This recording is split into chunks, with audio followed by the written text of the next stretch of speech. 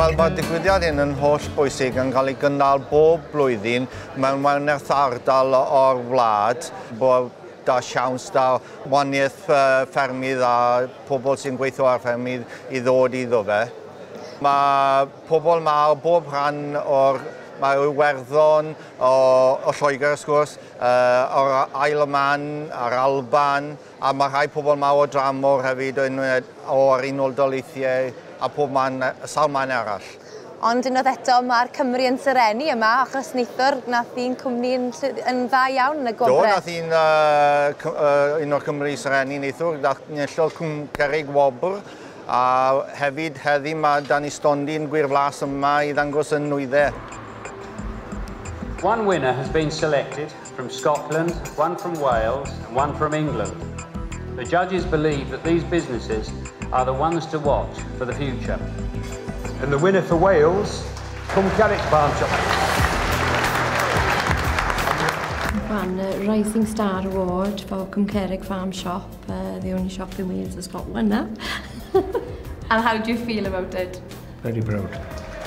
You come not expecting but hopeful all the time, and we really are proud that we have got this. We wouldn't have it if it wasn't for all the staff and all the customers that we get and things. And what's the evening been like tonight? I'll tell you later on. Fe brynodd y teulu Watkins fferm Cwm Cerrig nôl yn 1952, ac yn 2008 penderfynu mentro a buddsoddi 900,000 I greu siop fferm 8,000 troedfedd sgwâr. Fe agorwyd y siop ym mis Chwefror 2009, ac ers hynny mae'r busnes yn mynd o nerth I nerth. Mae dros 3,000 o siopau fferm ym Mhryden. Beth sy'n gwneud chi'n wahanol ac yn gosod chi ar wahân I bawb arall? Siwr o fod bod dim byd fel un yn De Cymru o gwbl, a ni'n anganol drefi mowr, fi'n credu. O le dath y syniad I fuddsoddi cymaint mewn menter o'i fath? Wel, o'n i dy siop yn Crysans, a penderfynon nhw o'n y moyn wneud rhagor, so dath nhw lan fan hyn agor hwn achos mae'n nghalod y ffarm a popeth, a rhywbeth I future generations cario ymlaen da. Chi hefyd yn cynnig gwasanaeth drws I ddrws. Ydy hwn yn help i'r siop? O, mae hwnna'n bwysig iawn achos mae pobl yn cael ei gwybod am y siop a fel chi'n gwybod mae'n helpu pobl sy yn y tŷ. Ni'n mynd lan fel Tregaron a Bilfwels, lawr Abertawe, Gygawer a popeth, so ie. Yeah. Mae pob math o fwydydd yn cael ei gynnig yma yn y siop gan gynnwys cig sy'n cael ei fagu ar y fferm gan erw. Mae'r teulu yn ffermio 400 o ddefau Texel, 150 o wartheg Henffordd, yn ogystal â magu 2,500 o ddyfednod ar gyfer y Nadolig. Mae'r anifeiliaid hyn yn y tynfa boblogaidd iawn gan ymwelwyr sy'n dod draw i'w gweld nhw, ac ar yr un pryd yn gymorth I ddenu cwsmeriaid i'r siop. Y cig yn lleol dyn ni, achos mae pobl yn gwybod ble mae'n dod o, pa fath o cig mae a mae'n ffres.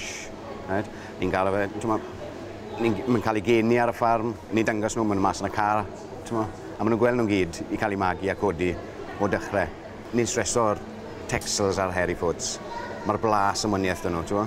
Ni'n cael y porc o Gerallt Owens o Llanon, a mae'r porc yn Welsh Whites, maen nhw'n free range. Mae'r porc yna yn absolute spot on. Ni'n mynd mas gweld y cig yn y car, pigo beth ni moyn, a mae'r ffarmwyr wedyn yn sypleio ni. Chi'n mwynhau gweithio yma? Ydyn nhw'n teulu da I weithio I? O, absolute. Maen nhw'n disgwyl ar ôl fi, a fi trial disgwyl ar ôl nhw, a maen nhw'n grand, a maen nhw'n gweithio'n galed. Maen nhw'n gweithio 24/7.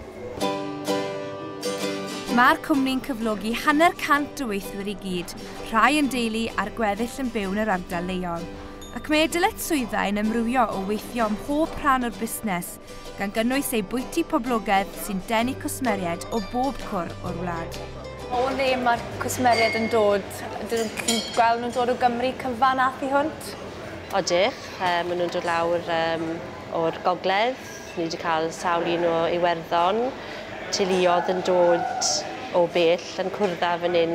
Ni wedi cael teulu wedi dod mewn o Gaernarfon a wedi bod lawr am y diwrnod. So wrth bod nhw'n mynd nôl, oedd cymdogion nhw yn dod mewn, oedd yn byw 2 neu 3 drws lawr wrthyn nhw. So nhw'n paso mewn y mas neu gilydd. Faint o brydiau byddwch chi'n neud yma mewn diwrnod, neu mewn wythnos? Wel, mewn diwrnod dros 300 o cafaries. Mae'r penwythnos yn eitha fysi gyda lot yn cywo yma ar dydd Sul am cynno.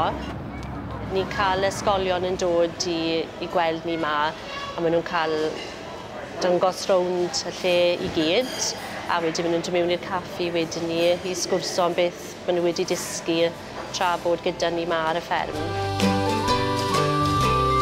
Byddai chi'n ail wneud y siop, byddech chi'n neud beth yn wahanol? Ie, nid un fwy o seis, a car park a'r siop i gyd, nid un fwy fe. Ti'n weld e rhaid i fi, mwedig di Sul, dim digon o lle mas o gwbl, a mae'n parco lawr y droi fe popeth.